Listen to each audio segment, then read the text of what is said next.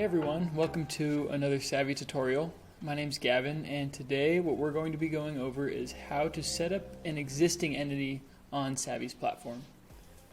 So as you see here, I'm going to go ahead and start with entity setup. And the first thing I'm going to fill out is my entity assessment. It's important here, since I've already formed my entity, that I select yes, I select my entity type, and what state I've incorporated in. From here, Savvi is going to allow me the opportunity to upload each document that's associated with my original entity setup.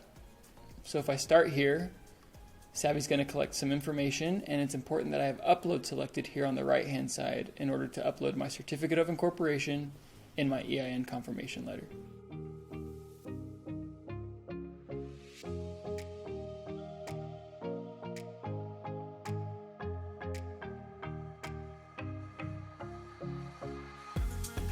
Because I've selected upload, Savvi is going to allow me to either browse my device to find the file, or I can just drag and drop it below.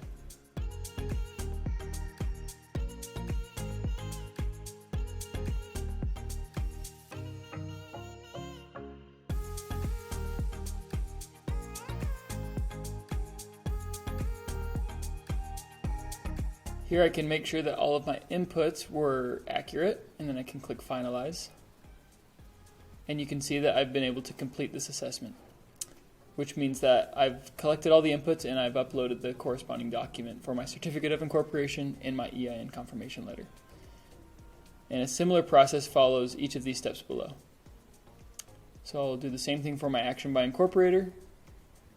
I'll find it in my files and I'll drop it in and collect the inputs.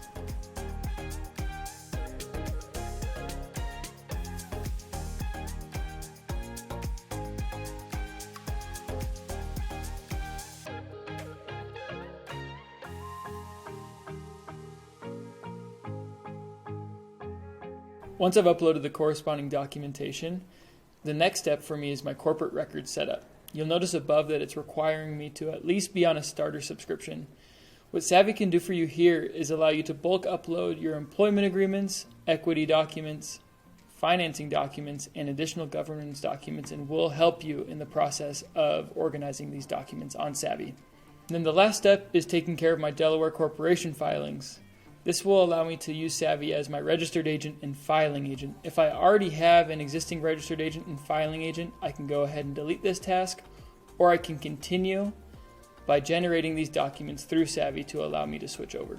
Once I've completed that workflow, Savvi will take me back to the dashboard. If I want to find those documents that I've recently uploaded into the Savvi server, I can find them in my file cabinet by going into my entity folders.